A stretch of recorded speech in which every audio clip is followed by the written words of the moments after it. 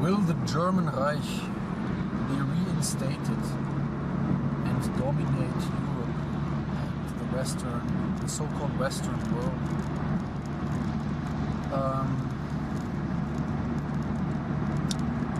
I say Reich instead of empire, you know.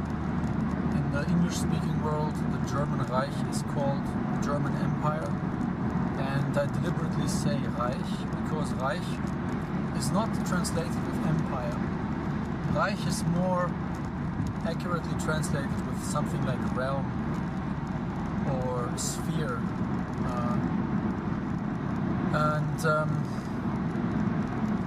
In my opinion, the British Empire, the French Empire, the Russian Empire were more empires because, in my definition, an empire is a political structure, a dominion over multiple nations.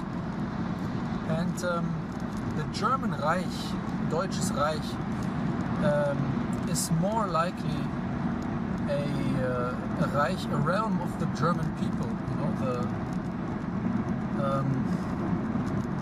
in my eyes, you know, my idea of the German Reich, and people could differ. You know, maybe my ancestors or other people had different opinions about the German Reich, but I think the Reichsidee, the idea of the German Reich, was more connected. It was more an ethnic definition, you know, meaning that the German Reich would be a alliance between different tribes and nations who have German origin, you know. For example, a German Reich would be a mainly a military alliance between Bavarians, Saxons, Prussians, Swedes, Danish, maybe Holland, you know, Austria. That would be the German Reich. And more closely connected would obviously be the countries that actually speak German, and more loosely connected would be the countries that speak other Germanic languages like Dutch or Swedish or Danish. So, in my idea, the German Reich is just a military alliance between different German tribes to protect against global corporate interest or against other empires. So just for definition, for purposes of definition, terminology. Now, what would make somebody believe, and nowadays, that the German Reich would come back? You know, doesn't it look extremely unlikely? But in my opinion, this is not so unlikely at all. And for this line of thought that I want to lay out here, I want to make clear that I'm not talking about personal preference. I'm not talking about whether I want a German Empire or a German Reich to come back or not. I'm just thinking about what could happen, what is likely to happen. And I want to lay out several points that could speak for the reinstallment of the German Reich in the near future. Point one, multiculturalism and atomization of society. Through mass immigration, mainly one specific thing happens. Mass immigration makes democracy impossible. Mass immigration leads to a splintering of society and a division of the interests between different groups in society, which makes the country ungovernable in a democratic manner. Because multiculturalism, in effect, turns a country into a multi-ethnic state. And all multi-ethnic states in history have been empires. Empires who are ruled by a despot, by a monarch, by a single military elite, you know, not by a democracy, you know. democracies always only emerged and were successful in ethnically homogeneous small communities, you know, small cities, small tribes. Ancient Athens, the Germanic tribes of the north, where each tribe would elect its own king for a certain period of time and then elect a new king. This is a form of democracy. No empire, not the Roman Empire, which was a republic, but that also was an empire ruled by a Kaiser, you know, by an emperor. No empire, not the Persian Empire, not the Russian Empire, not the British Empire. No empire was ever ruled democratically. It was either ruled by an oligarchy, by an aristocracy, by a financial elite. There is no such thing as an empire, a multi-ethnic empire who rules over different languages and tribes. There's no such thing as a multi-ethnic democracy. This doesn't exist. It's completely opposite of what the word democracy means. So this is the reason why it is possible, or even very likely, that Germany will become a kind of monarchy again. Second point, why would it be a German monarchy, a German Reich, and not just any kind of, you know, monarchy? Why wouldn't there be an Arab king or something in Germany?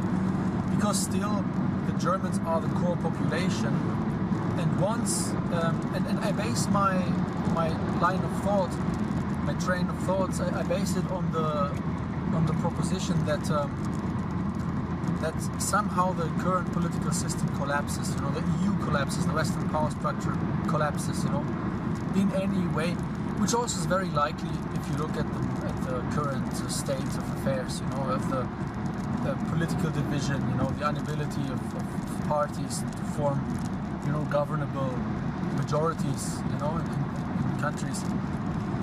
So when something here collapses and the new system is needed, why wouldn't there be an Arab king or a Turkish king in Germany? Because still the Germans are the core population, and when the collapse happens, all the sugar given out to the population, you know, the social benefits, the money, the free money that is given out, this will immediately stop, because the new government, the new system will not be able to afford all the stuff, you know, which is partly the reason why the system collapses in the first place. All the handouts, you know, to people who in the majority don't produce anything. So when this happens, the attractiveness of Germany for parasites, for people who just come here to leech off of the system, rapidly decreases, and many people will flee the country again and go back to their homelands. And I don't mean just, you know, lowlifes or, you know, very poor people. I mean anybody. You know, I talked to migrants, and many told me that, you know, they are often very proud people, you know, like people from Iraq, or, you know, they are very proud people. I don't consider themselves as, you know, just some kind of lowlife. They come here often in a sense of adventure, you know. They think, oh, there's a lot of free stuff to gain there. There's you know, why not go there and leech something off, you know, have a nice life there. There's a lot of nice infrastructure. Just let's go there, have a look, you know, it's for free. Why, excuse me, why the F shouldn't I go there and have a look, you know, and have some party, you know? And all these people who come for these reasons, for this adventurism, they will immediately go back, because they exactly know that they are much happier where they come from, where they have also houses and lives and family and everything, you know. Just for Germany alone, you know, nobody stays here. It's not attractive, neither for the climate, and especially not only the reason why this is not attractive is not only the climate, but exactly the multiculturalism. Because for anybody who is conscious of his own ethnicity and culture, it's not attractive to live in a multicultural state ridden with crime and social problems and propaganda and indoctrination, you know. why should you constantly fight for your right to have your own schools and your own communities if you just can go back to your home country where you have all that for free without the additional emotional cost of establishing this? So this is a reason why it is attractive for people then to go back, and why it is very likely for Germans to regain control again, and also to regain a certain ethnic homogeneity. The next thing is, why is it likely to be a German Reich that is coming back? Because all the liberals and leftists that are now screaming, all Nazis and, my poor migrants and my poor women's rights and all this stuff, they don't make babies. They are the same kind of hedonist that I just described, this adventurous kind of guy who comes here to check it out, to travel around, to get free money and waste it on alcohol and movies, whatever, This kind of guy is also the typical leftist. It's a hedonist person that makes not many babies and that is not very politically seriously engaged. He's not seriously engaged in his own community with the workers there, with the artisans and craftsmen, with the bricklayer or anything, He's just an internationally minded traveler and a certain, a parasite who lives for his own enjoyment and his own dopamine rush. They're not deeply engaged, and if they were deeply engaged, they would already have stable families with many children and a foot in reality, So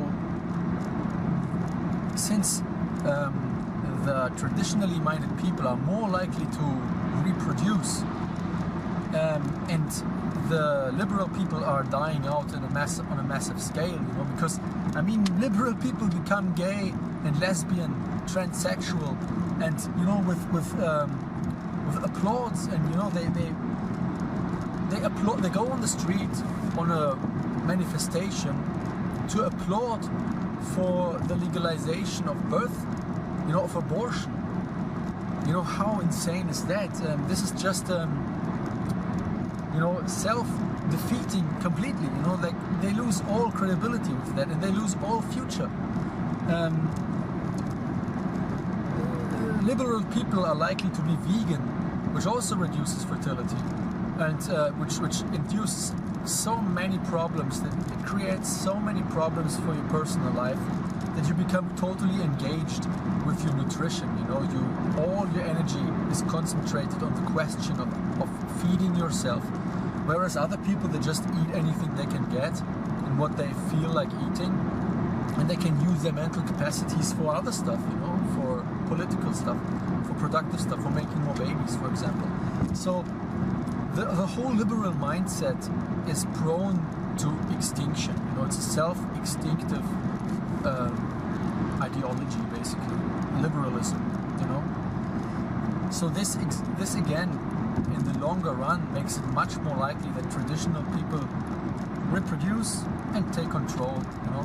When the liberals are proud of their long march through the institutions, where they said, over the last 30 years, since the '68 revolution of the hippies, we just infiltrated all the government institutions with leftist people. That's fine, they did that, fine, but all of these people are childless or have few children, one egotistical child that will not make babies himself.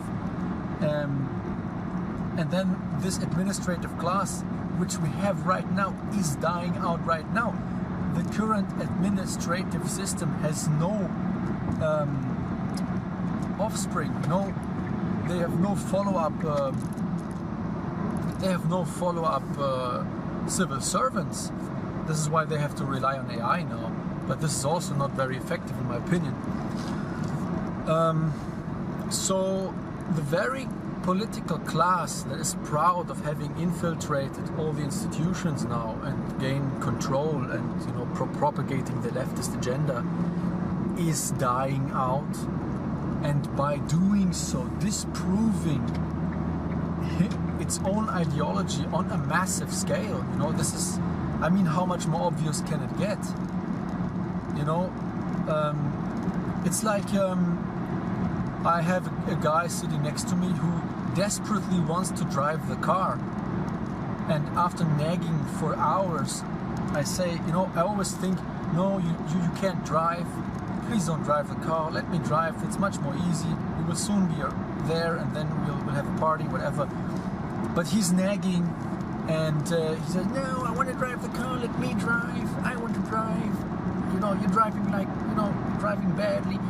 And finally, I let this guy drive the car, and the first thing that he does is driving the car against the wall and killing us both, or like, no, killing him. I survive injured. What did he just do? He just proved that he can't drive, and that he, you know, he destroyed my car, or the car. This is what the left has done.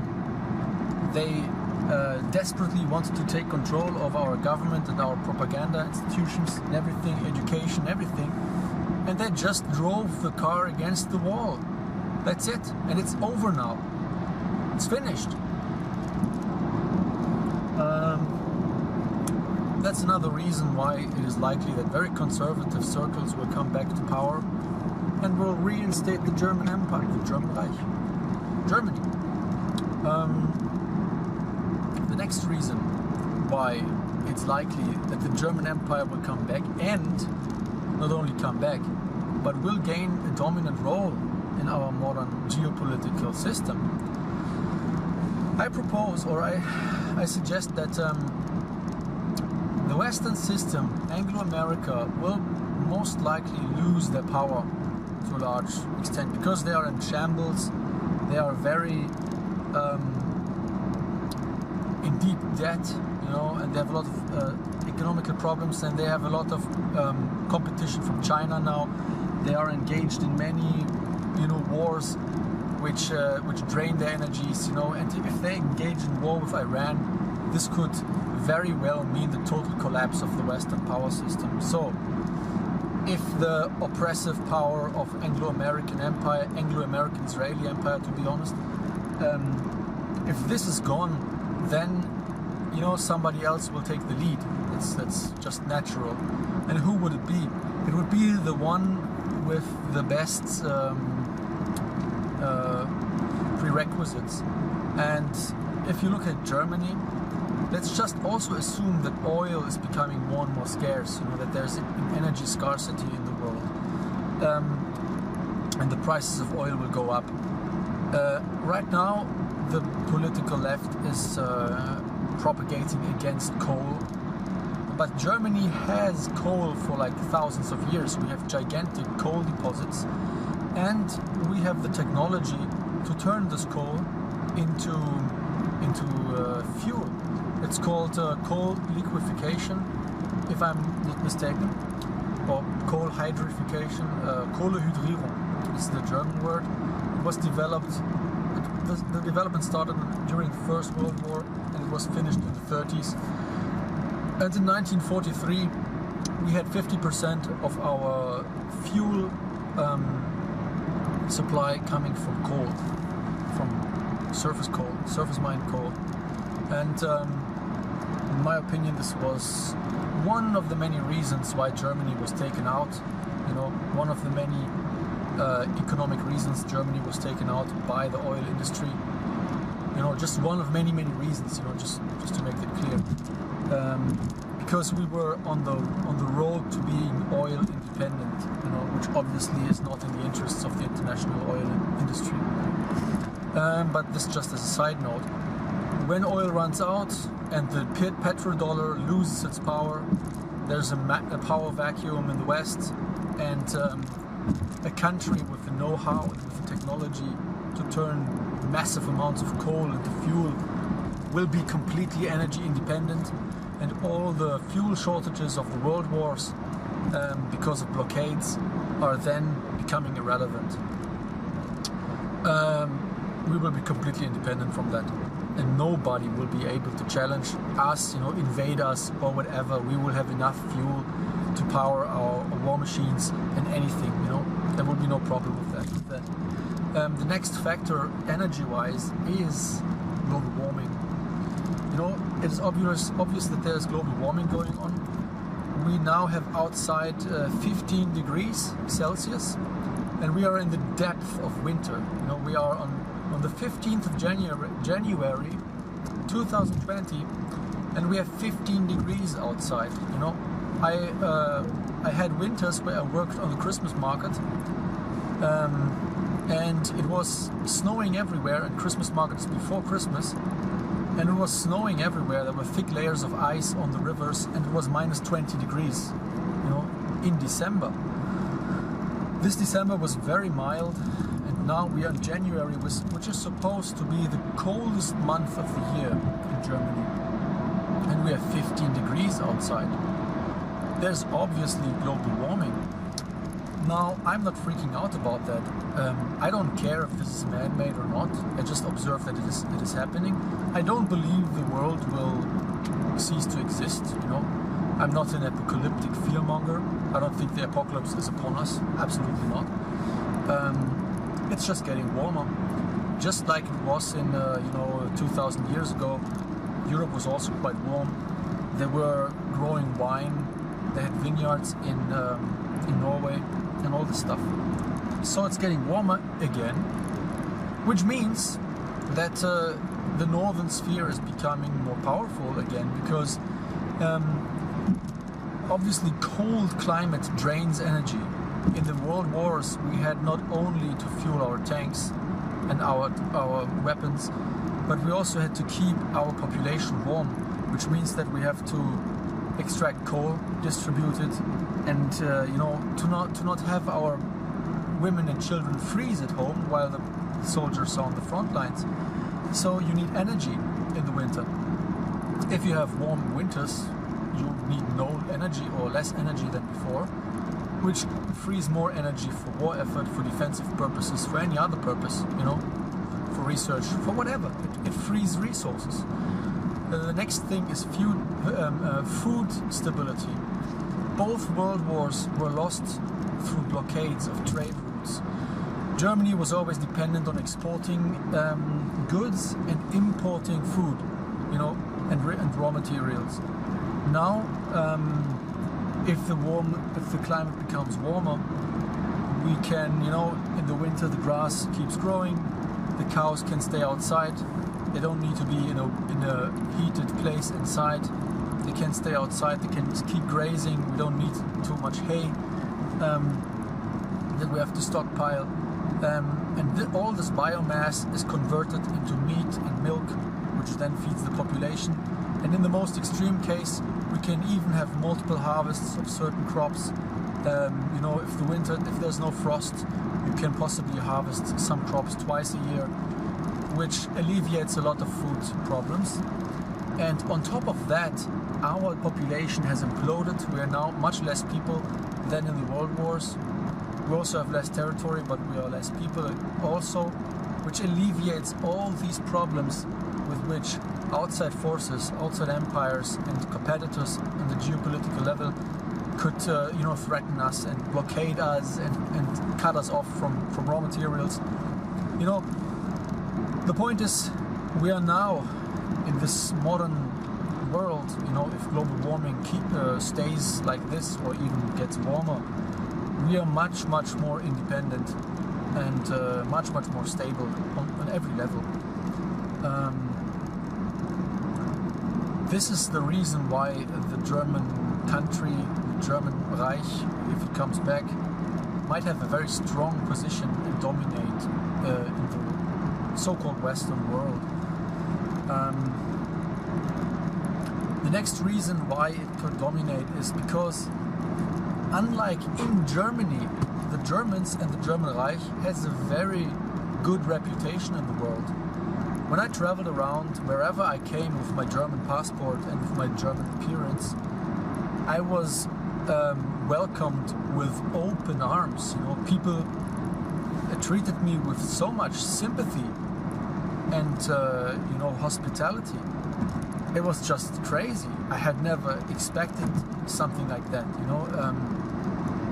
And everywhere I went, I was astonished that all these people spoke so positively about Germany, not only in its modern state, But about the German Reich, you know, even the Third Reich, even Adolf Hitler, he was like in countries like Bolivia or, you know, where I went, he was mostly sometimes like a hero, you know, and or the German generals like Rommel, he's very famous outside of Germany. And in general, the German achievements, the German, you know, music, the German technological achievements, philosophy and cultural achievements are held in very high regard outside Germany, up to the point that many countries, you know, educational, political, military systems are modeled after the old Prussian, you know, models, which apparently are very effective and very good. You know, like countries like Chile or Japan. They borrowed a lot in their administrative system from the Germans. And in many other aspects, Germany is seen as a very good country in the world, and Germans are everywhere very well received. People have very good experiences with Germans, you know, as tourists.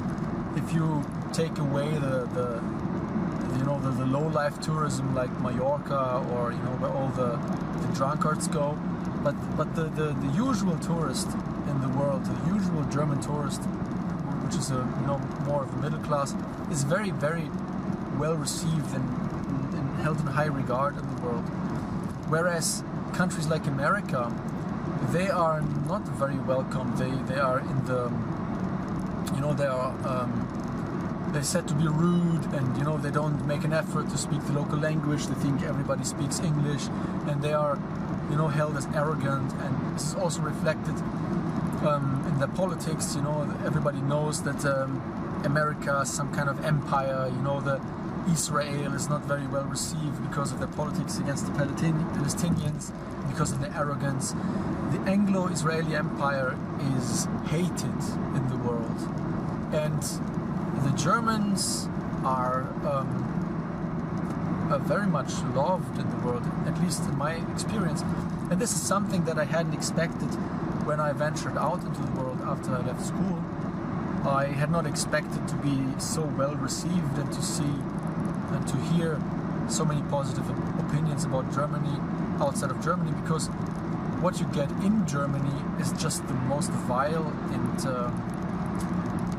and denigrating propaganda. You know, like you learn in Germany basically in school and every day in TV and radio that Germany is the most evil country and the most despicable people of the world that just kill and subdue and you know, tread on everybody. But outside of Germany, you know, I went in South Africa, and I saw like black people running around with the tricot, you know, with the shirt of the German national football team, and they told me, I love Germany, you know, Germany is the big mother of the world, or something like that, they told me.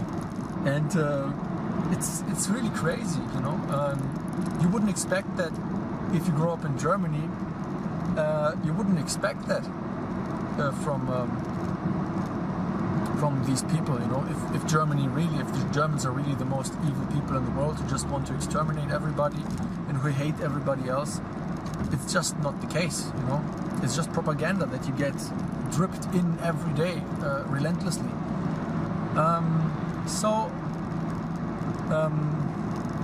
It's just it's a question of sympathy. The people in the world are sympathetic towards Germany and the German Reich, and this makes it more likely that the German Reich will come back and be successful. It makes it very unlikely for the American Empire, for the United States of America, for the Anglo-American Empire to stay on top. I mean, if you look at countries like England, England is hated by its own British co-nationals. You have like Welsh people. I was in northern Wales, where almost 100% of the people speak Welsh, ancient Celtic. And whenever an Englishman buys or builds a house there, the local population burns the house down. That happens regularly. That's not something uncommon in northern Wales. They hate the English. The Scottish hate the English. Maybe even the Cornish hate the English. I'm not sure about that. But definitely the Northern Irish also hate the English. And there are not many English left. There are towns in England like Birmingham which have 80% ethnic non-English people living there. The eastern coast of England is being colonized by Polish. You know of communities where 60% of the people are newly arrived Poles. So England ethnically is almost, you know, it's on a very fast track of becoming completely gone. And you know what will hold up the British Empire? Do you think a multicultural cesspool of division and hate and ridiculous problems and bickering? Do you think that this system will hold up a political power, you know, the Commonwealth or whatever? It's just insane to believe something like that. This whole Anglo-American system is collapsing, and nobody will shed a single tear in saying goodbye. You know, nobody will care. They will all just say good riddance. You know, and they will welcome. And it's likely that they will welcome the German Reich when it comes back with open arms and say, finally, this charade is over, and we can breathe clean air again. You know, so there are more points. The German Reich, as a political, as a economic zone, is likely to come back. Why? We already have an economic zone. We already have an empire in Europe. You know. Now, is it likely that the EU will completely break apart? I don't think so, because a common economic zone also provides benefits in trade and in economy and industry. It provides benefits towards outside competitors like China. You know, it's more easily to negotiate and to keep independent from Chinese influence if you have a certain alliance, you know, with other nations in a certain trade zone. Now, is it wise to connect Northern and Southern Europe in one trade zone? Not really. The EU has proven that this is very disadvantageous for the Southern European people. You know, they want to leave the EU. Look at the Grexit thing. You know, they wanted to leave. England wants to leave the EU. Now, is it therefore likely that the entire EU will fall apart? Maybe the EU, yes, but it doesn't mean that not an economic alliance will stay.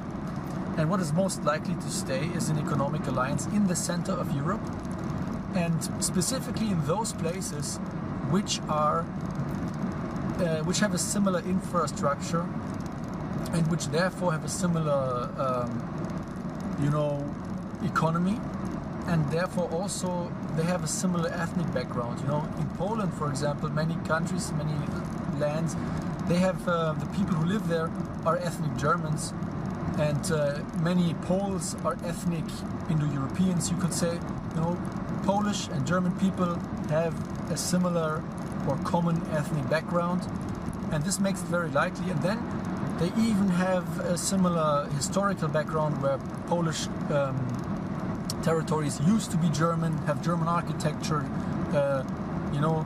where the German names are still written on the walls, the German business plaques and everything. And all that makes it likely that certain parts of Poland will form together with Germany a common market. You know, and why are there also incentives to have a common administration, even under German language? Because, and this is another point that I thought about, the German Empire, when it was strong, invested billions and billions of funds into science, and out of this investment came a product, which is scientific knowledge. And scientific knowledge never really gets outdated. It can even be lost and has to be rediscovered. Scientific methods, scientific thinking, scientific books are very, very valuable, especially in an age where all the science is tainted by propaganda, by ideology, and by the throwaway society. You know, if you have real science that is actually interested in technological advance and in actual, you know, positive contributions, then the science that was established, all the books written about history, archaeology, you know, natural science like chemistry and physics, all these books are still dormant, are still lying in gigantic libraries everywhere in Germany, and it creates an incentive to learn German and study this material. You know, it's a resource. Science and books and artifacts are a resource, and this resource can only be tapped if you learn German. Otherwise, the Polish government, for example, they can invest billions and billions of zlotys into research and write all these scientific theses themselves, but that would be a waste of money. It's much easier to learn German and study what was already established. And you know, this is just an idea, this is just a philosophical thought. You know, how it turns out in detail is to be determined. But I do think there's an incentive to learn German, and this is also reflected in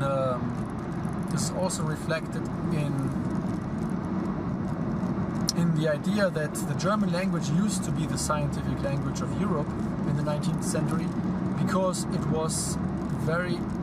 is very precise and it lends itself very well for scientific publications because of its clarity of structure. You know, because you can express technical details very well with the German language. The next incentive for the people in the common zone for learning to learn German is the question of the language of trade. Exactly. You know, if you have a zone like the EU nowadays, the trade language in the EU is English. But if there's a new trade zone in the center of Europe, which is dominated by Germany, obviously the trade language will become German. And once all the people in the zone learn German in school, all the people who are of ethnic German background will also naturally start speaking German again. You know, all the Silesian people, all the Prussian people with Prussian ancestry. So I'm not talking about dominance, about conquest, about replacing Poles with Germans, about the Germanification of Poland. I'm talking about natural processes of assimilation that could take place if there is a new German economic zone established in the center of Europe,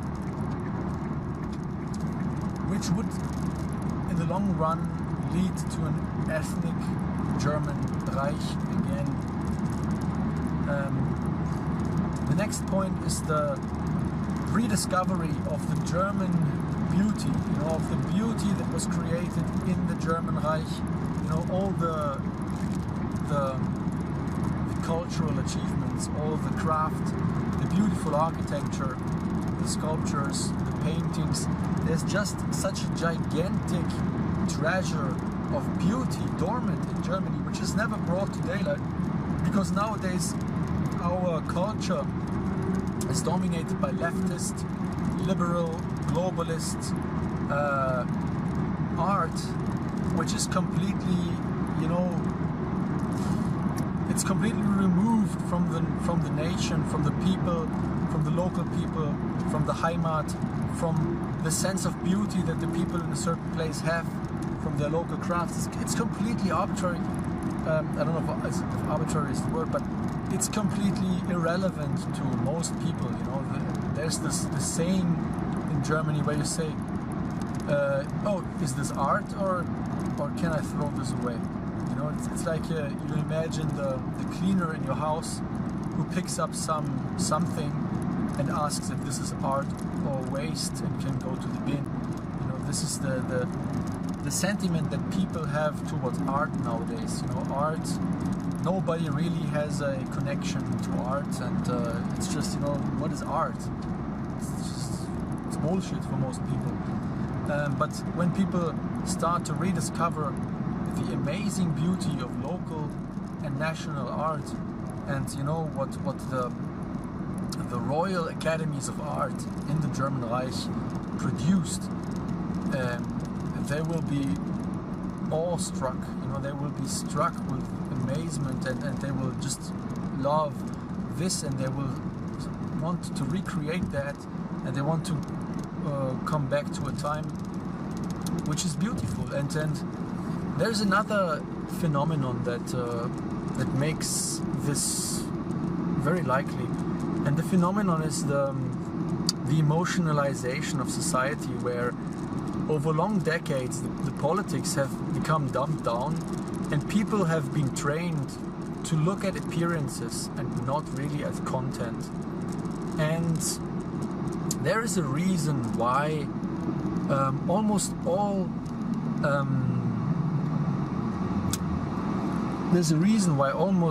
the films that were made in National Socialist Germany are banned, and they are banned regardless of their hateful or racist content. They're just banned by default, and because of the propaganda. And why is that? Because the people in these old films and movies, they look so extremely handsome, healthy and beautiful, and a population that is trained to only look at appearances will immediately think, wow, those guys were awesome, they were great, I want to have a National Socialist Reich as well. This is what our education system has trained the people to react like, you know? It's their own fault. They've dug their own grave with the dumbing down of society and the emotionalization of society, with the superficialization of society. They have dug their own grave because they cannot present this kind of stuff. The transgender activist cannot represent beauty. He cannot be beautiful. It's impossible, you know? A man who tries to be a woman cannot be as beautiful as a natural woman, as a healthy natural woman. It's completely impossible. And the woman in the war, you know, a woman as an artillery officer or a woman as a machine gunner cannot be as handsome as a man as a machine gunner, because there are many men who absolutely like operating a machine gun and find that very exciting, and they are strong and they look good at a machine gun, and you know, but women are most likely to look very stressed and very out of place at a machine gun, which defeats the whole purpose of training the people to look at appearances. Because when people are trained to look at appearances, they will say, wow, the German Reich, the 19th century German art is amazing, it's beautiful, it's great, the system must have been a very good system. They will look at video footage from the Third Reich, and they will say, amazing, the Third Reich was great, you know? This is the dumbed down society. The dumbed down society that leftist corporate capital, environmentalism, feminism, social justicism, the degenerated and superficial, dumbed down society that all these movements, these leftist movements have created, naturally leads to fascism, you could say. It leads to monarchy. It leads back to the German Reich, you know? And they probably didn't do this on purpose, but I wonder if they are still able to comprehend that. I wonder if they are still capable, with their dopamine-driven minds, with their drug-addicted minds, and their sexualized, selfish, egotistical minds, I wonder if they are still capable of comprehending these contexts with their degenerated minds. It's really an interesting question. Or if they will just go down with the ship, and not ever be aware of what is actually happening and what they themselves helped to create, and what they paved the way for, basically, with their policies. So yeah, this is the next point. The superficial society, the dumbed down society is another open floodgate for the German Reich to come back, because people will just so easily accept an awesome Prussian infantry over some random multicultural dude with a machine gun who is ruling over them, who has nothing to do with them. The typical German will welcome a handsome guy, a modern Prussian infantry, dressed in self-made costumes that his women have made for him, in handcraft, in natural, sustainable, local handcraft, made his uniform. They will welcome this guy with open arms to police the street against all the rapists and all the criminals that have become, that have been set loose by the left. Why wouldn't they welcome the guy with the awesome uniform to bring back law and order? Of course they will welcome them. This is what the left has prepared the way for.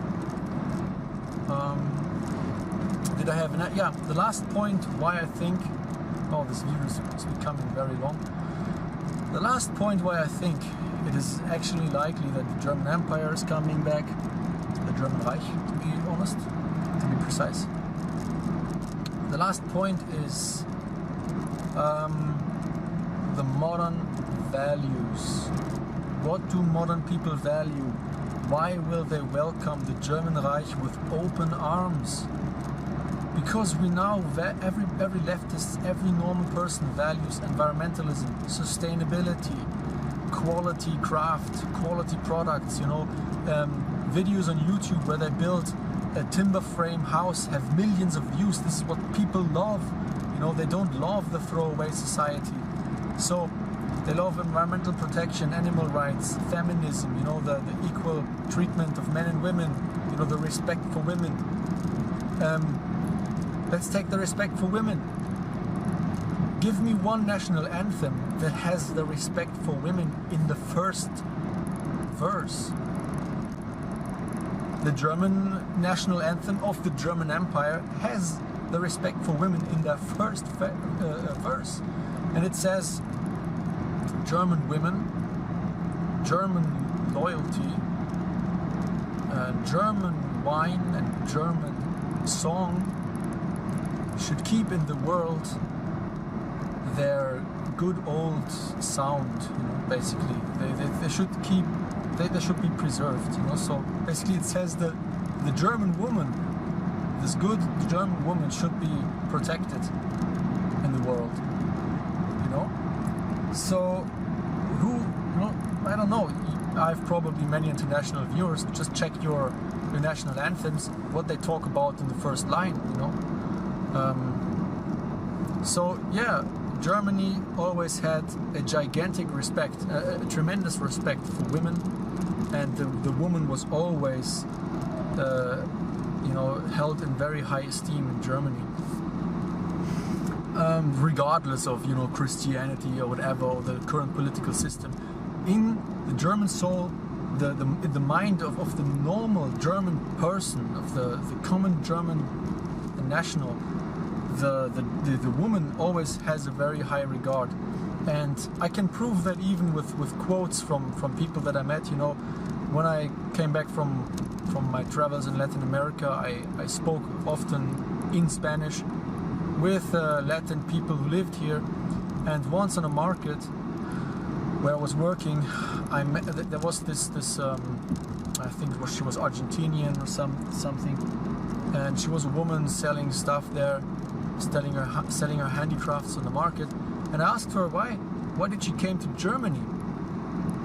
And she told me, because the German people treat women so well, you know.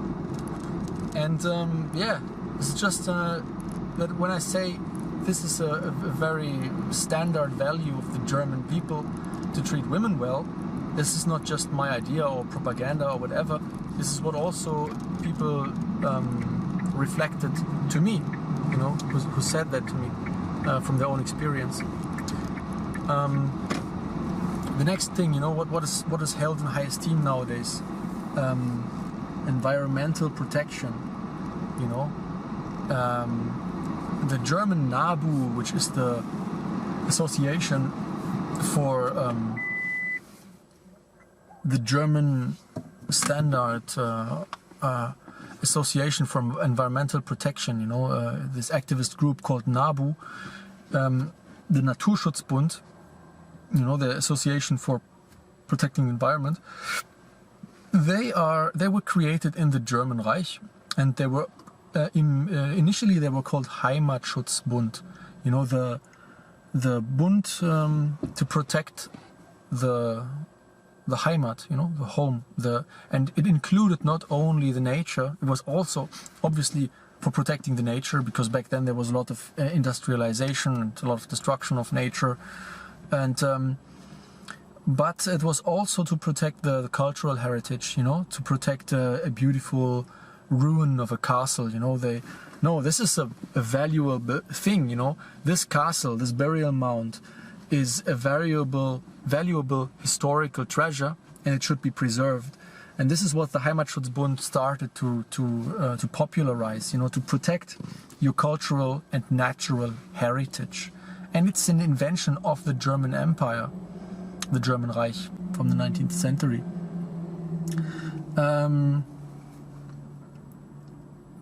You know, environmental protection was even more put into law in the time between 33 and 45, you know, in the National Socialist Germany. There were also more laws passed to protect the environment. Adolf Hitler put the first laws of animal protection into practice, you know. So all the modern values take sustainability. The modern system is a system of throwing away everything and of wasting stuff just so that the industry can make more money, you know. They deliberately create things that break down after some time so they can sell a new item later on. And the German system was always diametrically opposed to that. The German system was a system of being proud of traditional quality craftsmanship, you know, individual craftsmen delivering quality work. That was the pride of the German, and that was also the greatest threat for the Anglo-American economic system that had been established in the world, for the colonial system.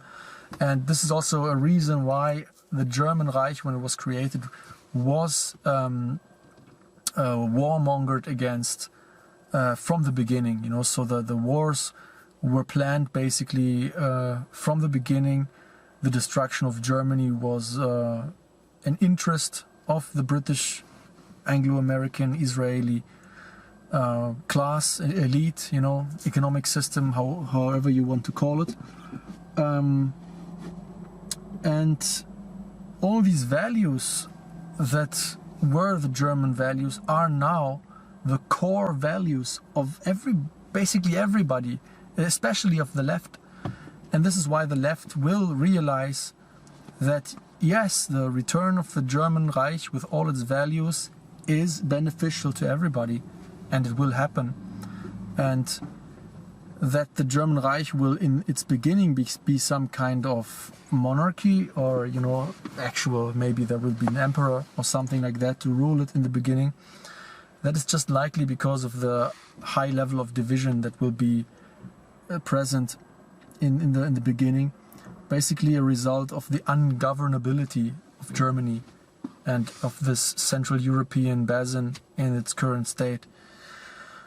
So that was a very long video, and I hope you could follow all the way through. I hope you understand that I am not making propaganda. I'm not saying what I want or what I don't want. I'm just making observations, and maybe I'm completely wrong. Probably, you know, I'm not a prophet, and I am not an expert. But you know, maybe something completely unexpected will happen, because this is what life is. You know, life is not a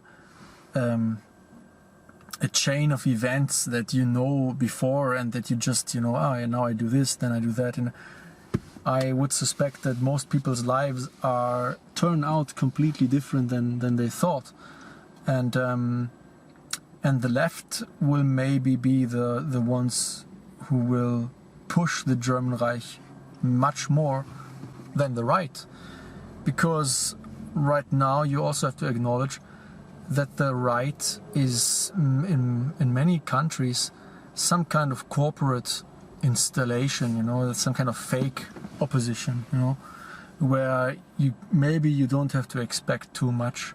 So maybe the German Reich will be installed by the left, also because the left has become much more authoritarian than before in their values, you know.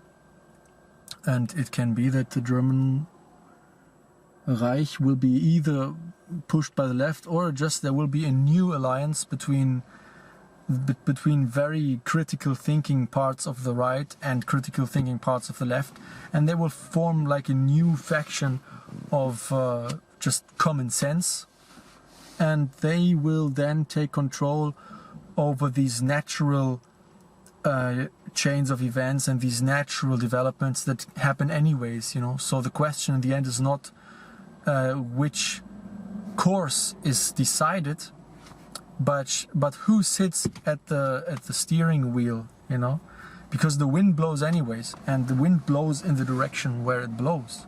It's a natural process. The only question is who will sit at the front and be the captain, you know. So yeah, those are my thoughts about the question of will the German Reich come back?